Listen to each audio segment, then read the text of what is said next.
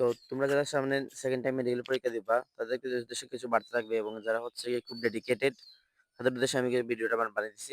যারা হচ্ছে গিয়ে মানে খুব চান্স পাওয়ার জন্য হচ্ছে গিয়ে পড়তে পারবা, তাদের জন্য হচ্ছে গিয়ে কিছু ট্রিক্স এবং টেকনিক দিব, যেগুলো আমি ফলো করেছিলাম আমার সেকেন্ড টাইম পরীক্ষা পরীক্ষার সময়। তো তোমরা অনেকে হচ্ছে মোবাইল ফোন খুব বেশি ইউজ করো। তো এই অ্যাডমিশন টাইমে হচ্ছে কি মোবাইল ফোনটা কাজে লাগানোর বেস্ট উপায় আমি তোমাদের বলে দিই। তোমরা হচ্ছে গিয়ে কি কাজ করতে পারো, তোমরা হচ্ছে স্ক্রিনশট টেকার নামে একটা গুগল প্লে স্টোরে যাবা।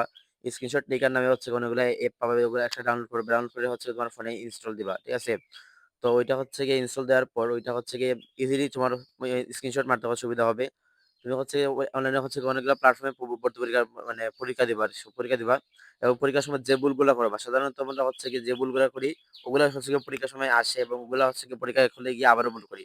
তো সেই ভুল দূর করার জন্য হচ্ছে গিয়ে যেগুলো তোমরা ভুল করো সেগুলো হচ্ছে গিয়ে দাগাবা, ওগুলো হচ্ছে দাগাবা বলতে আর কি স্ক্রিনশট মারবা, মেরে রেখে রেখে রেখে দিবা। আর আলাদা আলাদা আলাদা হচ্ছে গিয়ে অ্যালবাম করে হচ্ছে রেখে রেখে দিবা তোমার ফাইলে। তো যখন তুমি হচ্ছে গিয়ে ফ্রি থাকবা বা ফোন হচ্ছে গিয়ে স্ক্রল করতে ইচ্ছা করবে, তখন হচ্ছে গিয়ে ওই পেজগুলো হচ্ছে গিয়ে এবার দেখবা।